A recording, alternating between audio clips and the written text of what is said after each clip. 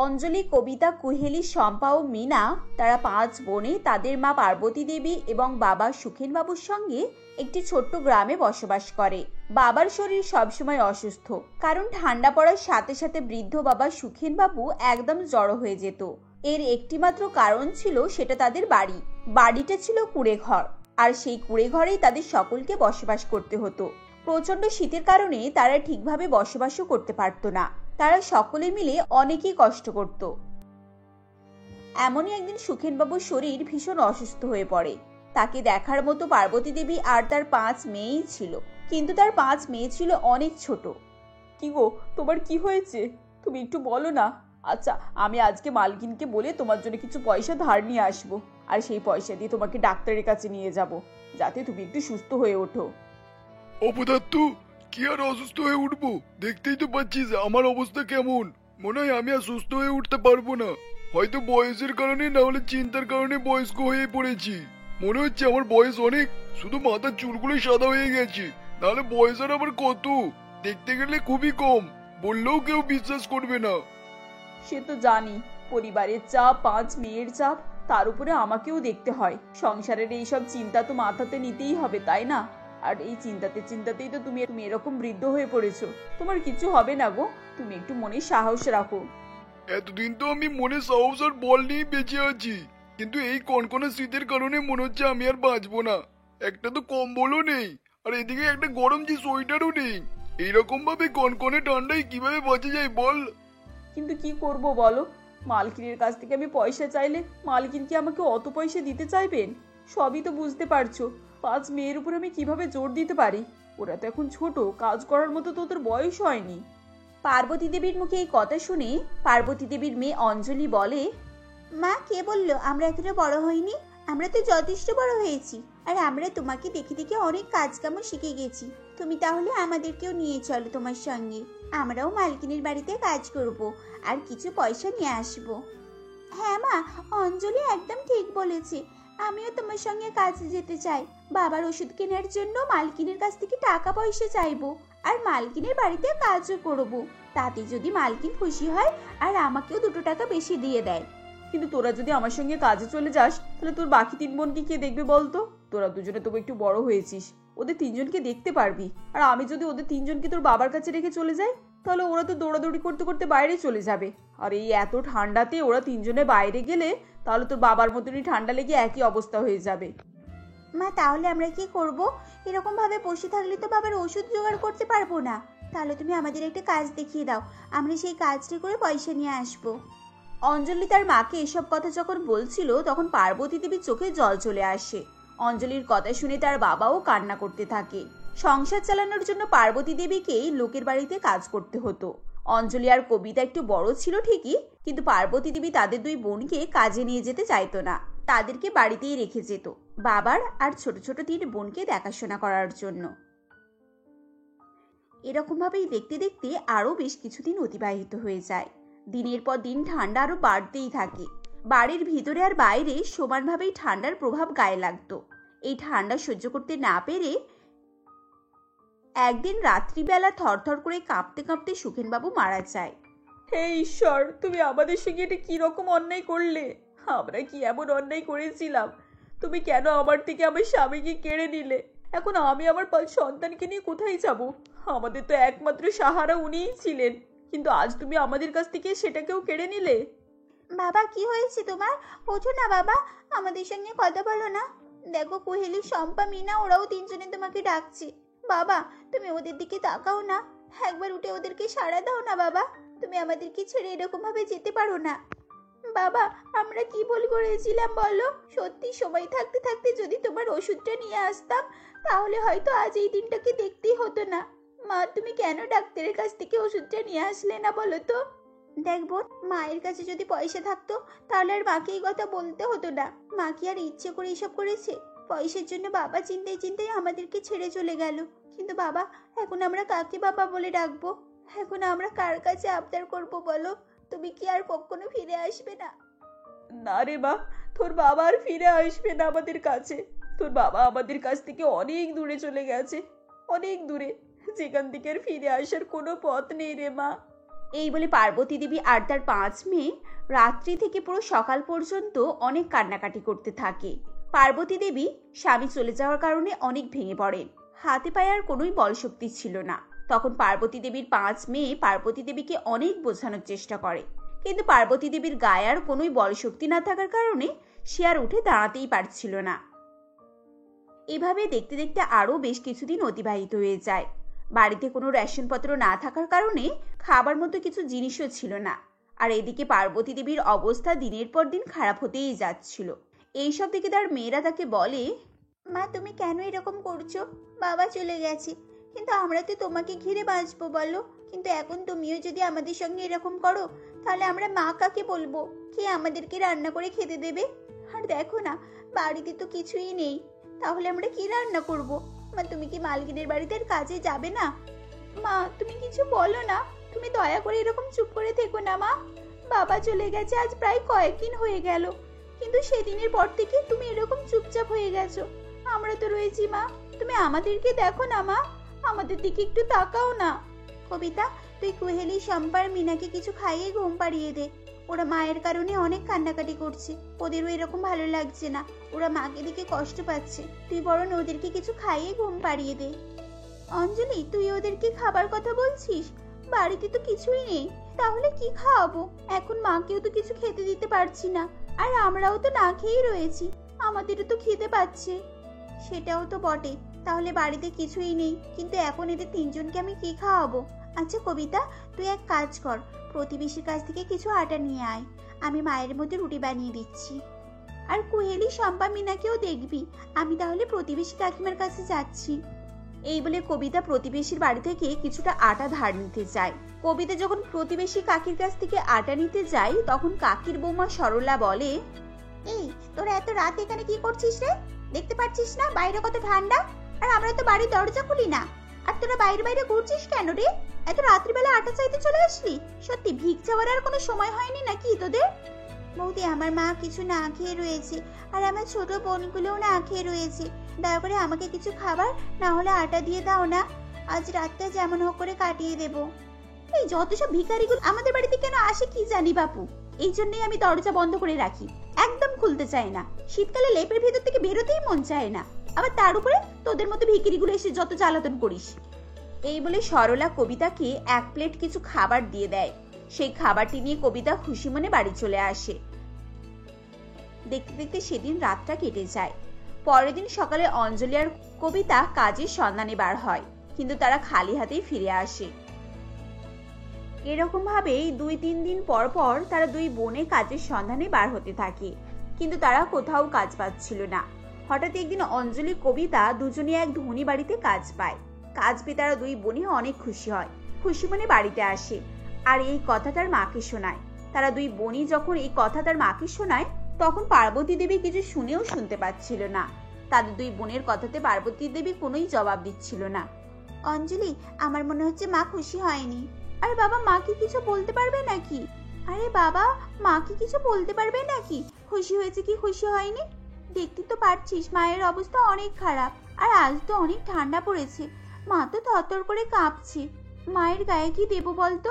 ঠান্ডা তো আমাদেরও লাগছে, কিন্তু আমরা না হয় সহ্য করে নেব, কিন্তু মা আর বাকি 3 বোন, ওদেরকে কি গায়ে দিতে দেব? এই বলে অঞ্জলি আর কবিতা তারা ভাবনা চিন্তা করতে থাকে, কিন্তু ভাবনা চিন্তা করেও তারা কিছু উপায় বার করতে পারছিল না। এরকম ভাবেই দেখতে দেখতে মাঝরাত হয়ে যায়। মাঝরাতে তারা সকলেই বরফ পড়ার কারণে থরথর করে কাঁপছিল, আর কাঁপতে কাঁপতে ঠিক সেই রাতেই পার্বতী দেবী মারা যায়। ভোরবেলা অঞ্জলি আর কবিতা এটা বুঝতে পারে। তখন অঞ্জলি আর কবিতা তার মাকে জড়িয়ে ধরে কান্নাকাটি শুরু করে দেয়। মা, তুমি আমাদেরকে ছেড়ে যেতে পারো না মা, বাবা আমাদেরকে ছেড়ে চলে গেছে, কিন্তু এখন আমরা কাকে মা বলে ডাকবো, কাকে বাবা বলে ডাকবো? বাবা তো আগেই চলে গেছে, আর এখন এখন আবার তুমিও আমাদেরকে রেখে অনাথ করে দিয়ে চলে গেলে, তাহলে আমরা কি করব এখন মা? মা, ও মা, তুমি আমাদেরকে ছেড়ে যেতে পারো না মা, ওঠো বলছি, তুমি আমাদের এরকম একা ফেলে রেখে যেতে পারো না। মা, তুমি তো সবই পরিস্থিতি হাল দেখতে পারছো, আমরা 2 বোন একটা কাজ পেয়েছিলাম, বাড়িতে তুমি থাকলে এই 3 বোনের চিন্তাই হতো না, কিন্তু এখন আমরা এই 3 বোনকে কোথায় রেখে যাব মা? ওরা তো অনেক ছোট। এভাবেই তারা দুই বোন কান্নাকাটি করছিল। তাদের এরকম কথা শুনে বাকি 3 বোনও কান্নাকাটি করছিল, কারণ তারা বুঝতে পেরে গিয়েছিল যে তাদের মা আর এই পৃথিবীতে নেই। এরকম ভাবেই দেখতে দেখতে আরো বেশ কিছুদিন অতিবাহিত হয়ে যায়। তারা দুই বোনই যখন কাজে বের হতো, তখন কুহেলিকে অঞ্জলি আর কবিতা বলে যেত, এই কুহেলি, তুই কিন্তু শম্পার মিনা দেখাশোনা করবি, ওদের দুজনকে একদম বাইরে যেতে দিবি না।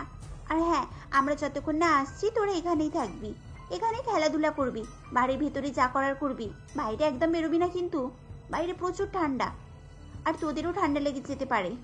ঠিক আছে দিদি, আমি ওদের দুজনকে নিয়ে বাড়ির ভেতরেই থাকবো, বাড়ির ভেতরেই খেলাধুলা করব, তুমি কাজে যাও দিদি।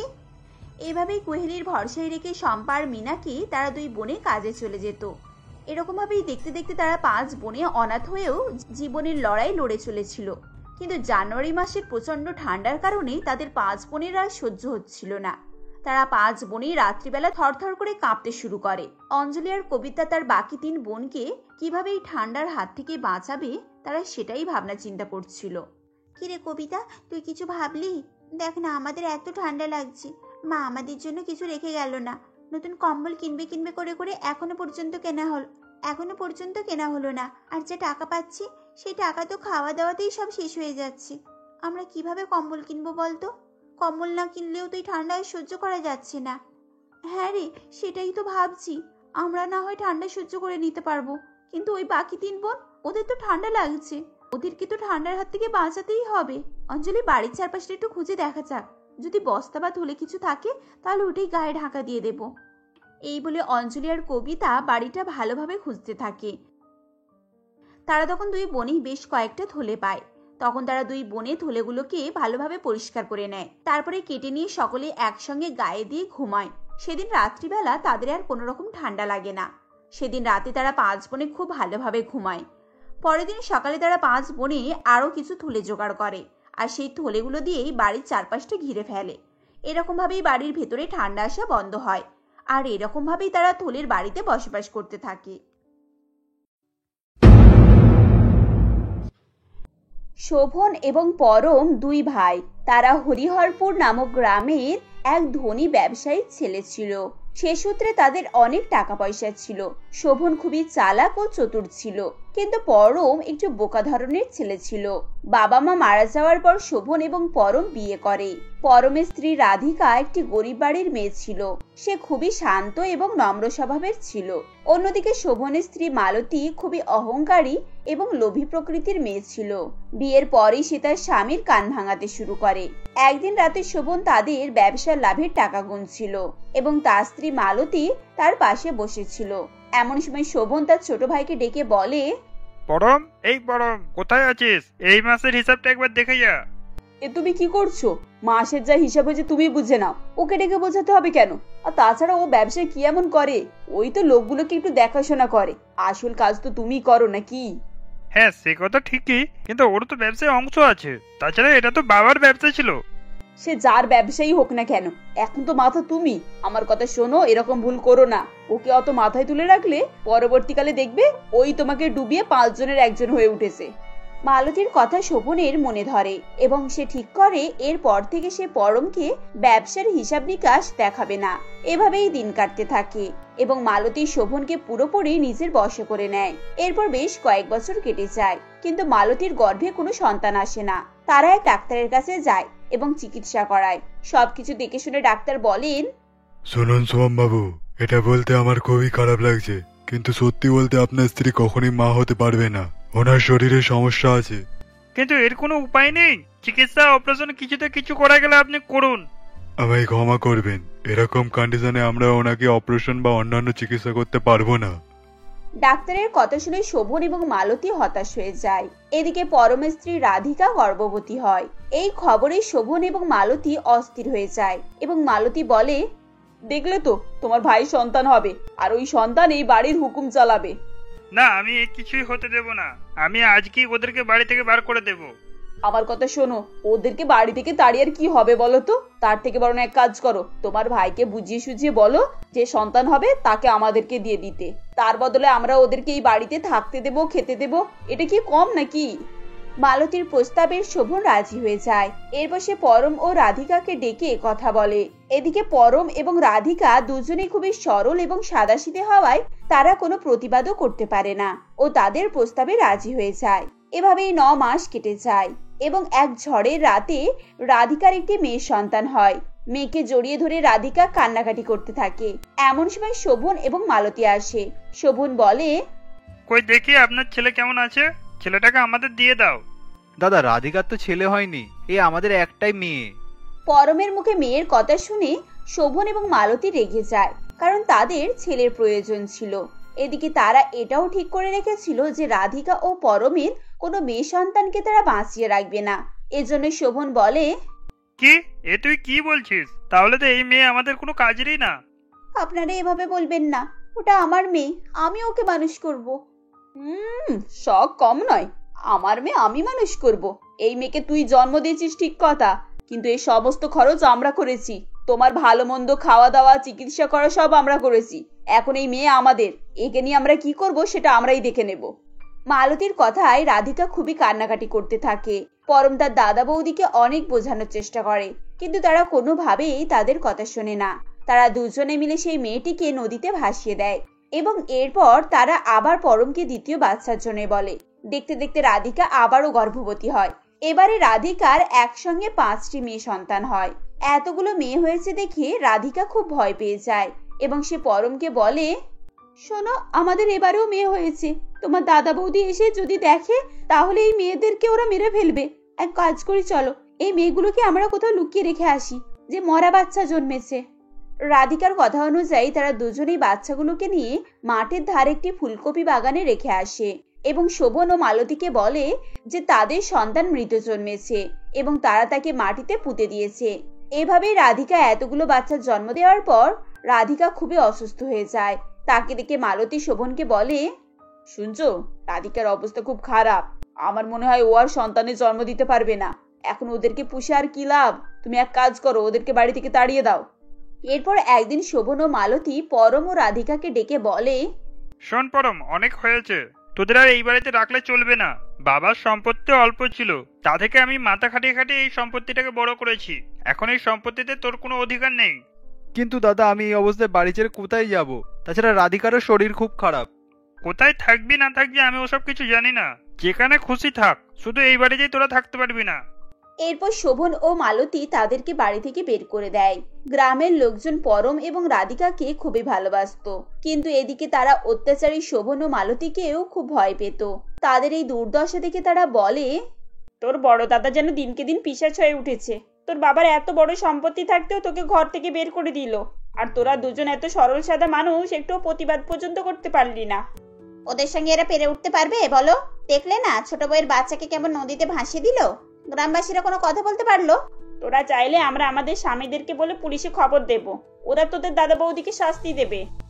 এ কথা শুনে ভীতু পরম আরো ভয় পেয়ে যায়। সে কোনো কথা না বলে রাধিকাকে নিয়ে সেখান থেকে চলে যায়। বাড়ি থেকে বেরিয়ে তারা সেই মাঠের ধারে ফুলকপি বাগানে একটি কুঁড়ে ঘর বানায়। তাদের খাওয়া পড়ার মতো টাকা পয়সা ছিল না। তারা অনেক কষ্টসিষ্ট করে দিন কাটাতে থাকে। ফুলকপি তুলে খেত এবং মেয়েগুলোকে ফুলকপির পাতা দিয়ে জামা তৈরি করে ঢেকে রাখতো, যা পরে তাদের অবিকল ফুলকপি বলেই মনে হতো। তাদেরকে দেখে পরম বলে, দেখো রাধিকা, আমাদের মেয়েকে কি সুন্দর দেখাচ্ছে।